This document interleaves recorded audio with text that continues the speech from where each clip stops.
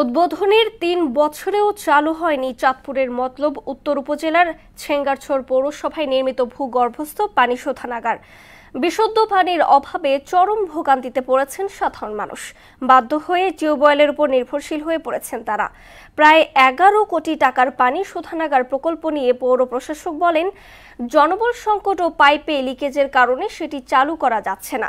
রফিকুল ইসলাম বাবুর প্রতিবেদন, জানাচ্ছেন তাহসিন তারিন।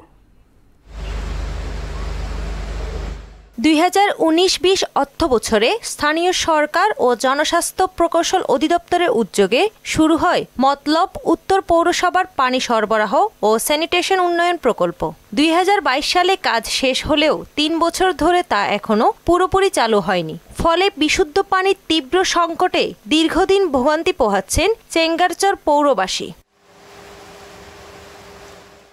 কোটি টাকার ট্যাঙ্ক, পাইপলাইন, পাম্প হাউস পড়ে আছে অকেজো হয়ে। কোথাও মরিচা ধরেছে, আবার কোথাও পাইপ ফেটে পানি পড়ছে।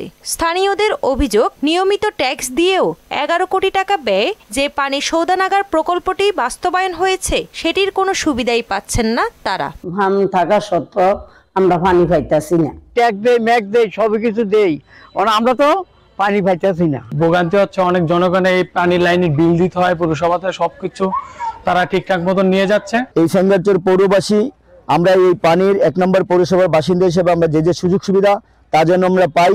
এডিপির অর্থায়ন এবং পৌরসভার নিজস্ব ব্যবস্থাপনায় পাইপ সংস্কার সহ জনবল নিয়োগের মাধ্যমে সমস্যার সমাধানের কথা জানান পৌর প্রশাসক। এডিপির অর্থায়ন এবং পৌরসভার নিজস্ব অর্থায়নে আমাদের যে সকল পাইপগুলো বিভিন্ন জায়গায় ভাঙা আছে সেগুলো যদি মেরামত করতে পারি এবং জনবল সংকট যাতে সমাধান হয় সেজন্য আমরা এর মধ্যে মন্ত্রণালয়ের চিঠিও লিখেছি, কথাও বলেছি।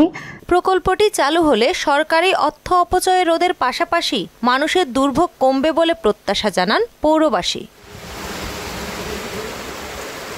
তাহসিন তারিন, মোহনা সংবাদ।